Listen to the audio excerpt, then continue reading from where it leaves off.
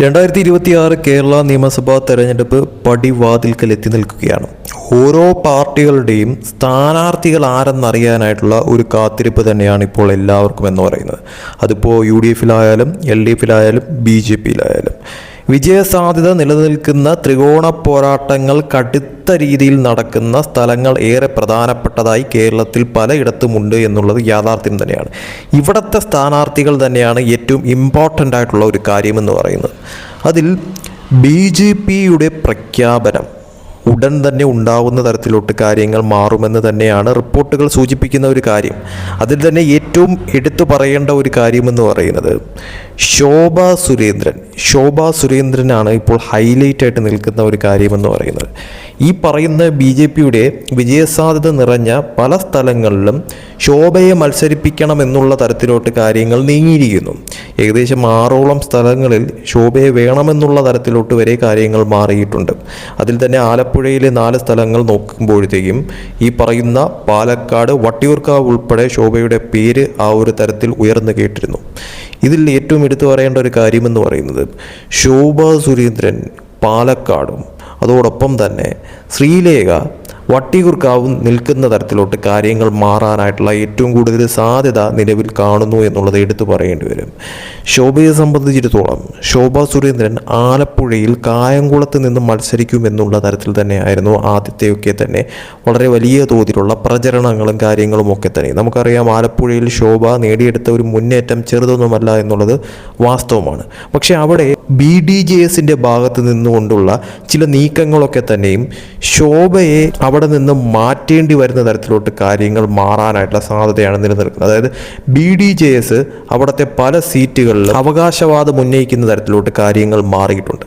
അങ്ങനെ വന്നു കഴിഞ്ഞാൽ അന്തിമ നിമിഷം BJP പിന്മാറി അവിടെ BDJS-ൽ മത്സരിക്കുന്ന തരത്തിലോട്ട് കാര്യങ്ങൾ മാറിയാൽ അവിടെ ശോഭയ്ക്ക് മത്സരിക്കാൻ സാധിക്കാത്ത രീതിയിൽ കാര്യങ്ങൾ മാറും. അങ്ങനെ വന്നു കഴിഞ്ഞാൽ ശോഭയ്ക്ക് പിന്നെ ചാൻസ് ഉള്ളത് പാലക്കാടും വട്ടിയൂർക്കാവിലുമാണ്. പക്ഷേ ഈ പാലക്കാടും വട്ടിയൂർക്കാവ് നോക്കുമ്പോഴത്തേക്കും ശോഭയ്ക്ക് ഏറ്റവും കൂടുതൽ സാധ്യത നിലനിൽക്കുന്നത് പാലക്കാടാണ് എന്നുള്ളത് എടുത്തു പറയേണ്ടി വരും. അതായത് ശോഭയെ പാലക്കാട് മത്സരിപ്പിക്കാനായിട്ടുള്ള സാധ്യതകൾ വളരെയേറെ കൂടുതൽ തന്നെയാണ്. നിലവിലത്തെ സാഹചര്യത്തിൽ ഒരു ടൈറ്റ് ഫൈറ്റ് നടക്കാനുള്ള ഒരു ത്രികോണ പോരാട്ടം നടക്കാനായിട്ടുള്ള ശോഭയാണ് മത്സരിക്കുന്നതെങ്കിൽ തീർച്ചയായിട്ടും വളരെ വലിയ തോതിൽ പ്രവചനാതീതമായി കാര്യങ്ങൾ മാറാൻ സാധ്യതയുള്ള സീറ്റായിട്ട് പാലക്കാട് നിലവിൽ മാറും. അവിടെ UDF-നായാലും LDF-നായാലും നിലവിലത്തെ സാഹചര്യത്തിൽ കാര്യങ്ങൾ അത്ര എളുപ്പമല്ല എന്നുള്ളത് എടുത്തു പറയേണ്ടി വരും. ആ ഒരു സാഹചര്യത്തിൽ ശോഭയുടെ വരവ് അവിടെ ഉണ്ടായിക്കഴിഞ്ഞാൽ പലതരത്തിലുള്ള അട്ടിമറി സാധ്യതകൾ നിലനിൽക്കുന്നു എന്നുള്ളത് എടുത്തു പറയേണ്ടത് അനിവാര്യമാണ്. അങ്ങനെ സംഭവിച്ചു കഴിഞ്ഞാൽ ശോഭ പാലക്കാട് നിൽക്കുന്ന തരത്തിലോട്ട് കാര്യങ്ങൾ മാറിക്കഴിഞ്ഞാൽ വട്ടിയൂർക്കാവിൽ നിലവിൽ പരിഗണിക്കുന്നത് ശ്രീലേഖയാണ്. ഒരു കൗൺസിലറാണ് ഇപ്പോൾ ശ്രീലേഖ.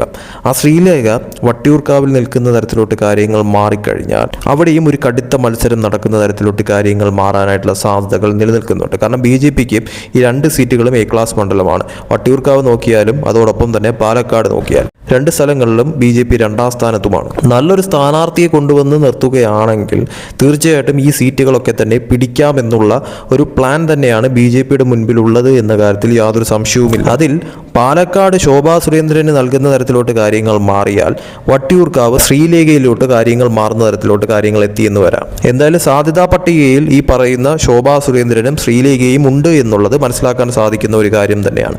അന്തിമ ഘട്ടത്തിലേക്ക് എത്തുമ്പോഴത്തേക്കും ശോഭ പാലക്കാട് തന്നെ ഉറപ്പിക്കുന്ന തരത്തിലോട്ട് കാര്യങ്ങൾ മാറുമോ, അതല്ല അവിടെ എന്തെങ്കിലും തരത്തിലുള്ള ട്വിസ്റ്റ് സംഭവിക്കുമോ? ആലപ്പുഴയിൽ BDJS മാറി അവിടെ BJP മത്സരിക്കുന്ന തരത്തിലോട്ട് കാര്യങ്ങൾ മാറിക്കഴിഞ്ഞാൽ ഈ പറയുന്ന ശോഭയ്ക്ക് വിജയസാധ്യതയുള്ള സ്ഥലങ്ങൾ പ്രത്യേകിച്ച് കായംകുളം ഒക്കെ തന്നെയും BDJS-ന് പോവാതെ അവിടെ BJP തന്നെ മത്സരിക്കുന്ന തരത്തിലോട്ട് മാറിക്കഴിഞ്ഞാൽ അവിടെ ശോഭയെ നിർത്താനായിട്ടുള്ള സാധ്യതയുണ്ട്. അതല്ല എങ്കിൽ നേരെ പാലക്കാടേക്കായിരിക്കും ശോഭയെ പരിഗണിക്കുന്ന തരത്തിലോട്ട് കാര്യങ്ങൾ മാറുന്നത്. അതോടൊപ്പം തന്നെ ശ്രീലേഖയെ വട്ടിയൂർക്കാവിലോട്ടും പരിഗണിക്കുന്ന തരത്തിലോട്ട് കാര്യങ്ങൾ മാറും. എന്തായാലും അധികം വൈകാതെ തന്നെ അന്തിമഘട്ട പ്രഖ്യാപനം BJP-യിൽ നിന്നും ഉണ്ടാകുന്ന തരത്തിലോട്ട് കാര്യങ്ങൾ മാറുമെന്നാണ് അറിയാൻ സാധിക്കുന്ന ഒരു കാര്യമെന്ന് പറയുന്നത്. അതിൽ തന്നെ വിജയസാധ്യത നിലനിൽക്കുന്ന സ്ഥലങ്ങളിൽ ഏതൊക്കെ സ്ഥാനാർത്ഥികളെ അന്തിമഘട്ടത്തിൽ ട്വിസ്റ്റ് പൊളിയുന്ന തരത്തിലോട്ടുള്ള ഒരു പ്രഖ്യാപനങ്ങൾ ഉണ്ടാവുമെന്നുള്ളത് കണ്ടു തന്നെ അറിയണം.